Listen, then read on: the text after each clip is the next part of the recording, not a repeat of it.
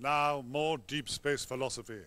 Are we alone in the universe? Do mice rule the planet? Is the universe pink? What's 210 divided by 5? Don't panic. We have all the answers. Cheer up, cock.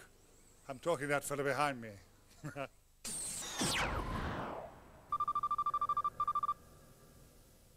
How would you react if I told you that I'm not from Guildford after all, but from a small planet somewhere in the vicinity of Beetlejuice? I don't know. Why? Do you think it's the sort of thing you're likely to say? Drink up. The world's about to end.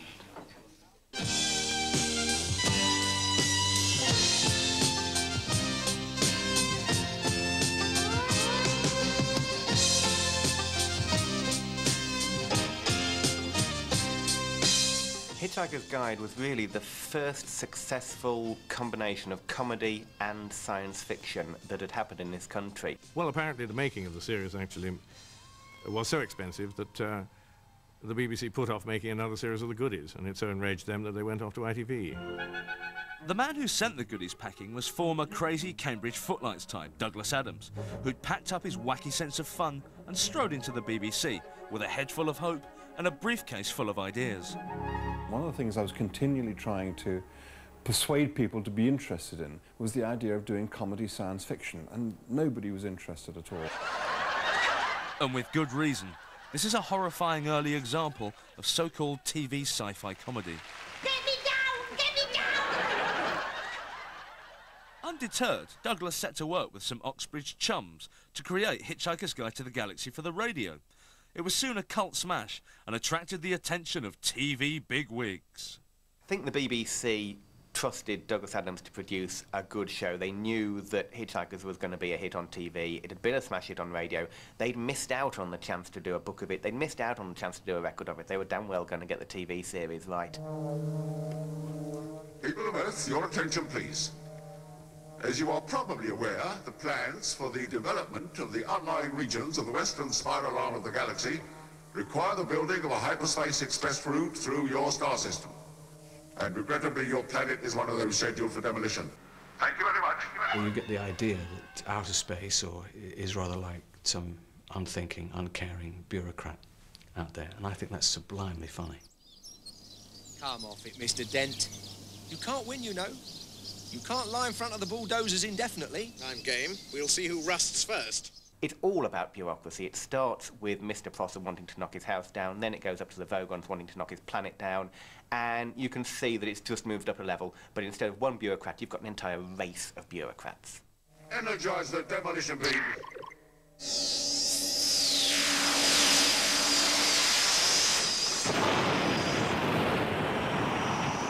There is something British, very British about it, insofar as there are no obvious heroes. And in fact, I think that's what makes it so appealing. They're very much like us, and Arthur in particular, insofar as he's indignant and bewildered. Things are not as they ought to be.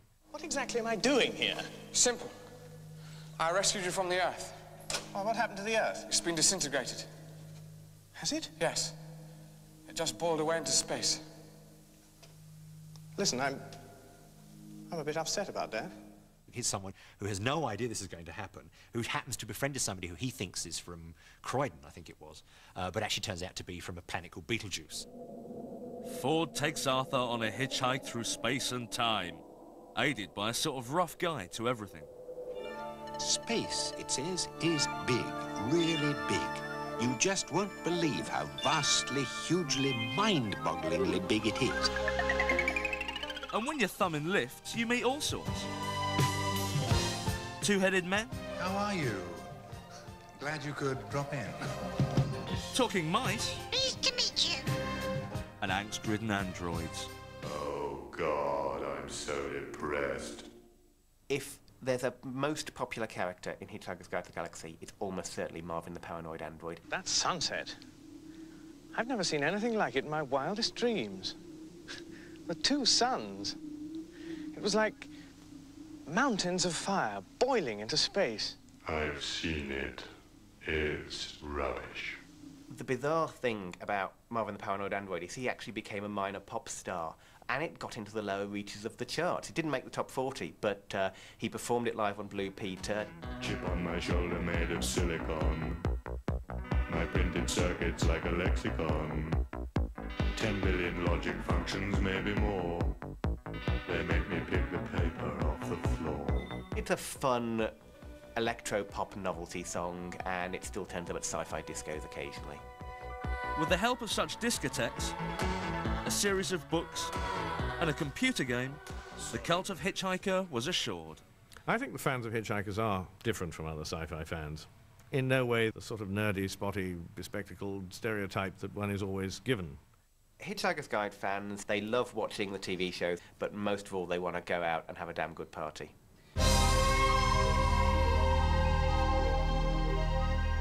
The most interesting thing about Hitchhikers is that everything important about it is kind of given you in that title.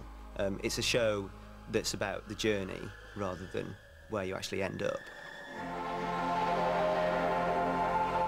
The point of the series was what the heck is going on? Why are we here? What's going on? Classic science fiction things, smuggled in, hidden behind farce and classic British repression. But there was one answer to the big question, which left the critics and public in a muddle. This great existential question, why are we here? The answer to the great question, yes, of life, the universe, and everything, yes, And Doug comes along and makes it funny. is, yes, is, yes, 42. For a while I thought it was a great answer to a question that was never set. And showed up how stupid the show was, and yet, at its heart, how serious it was. 42? But like all things in the media and the cultural world, as soon as they get repeated too many times, it becomes sick. I mean, 42 in a funny sort of way was Douglas Adams' catchphrase. 42? If you'll forgive me, I must take a break to prevent an imminent supernova from destroying the Earth. It won't take long. Coming! I'll be right back.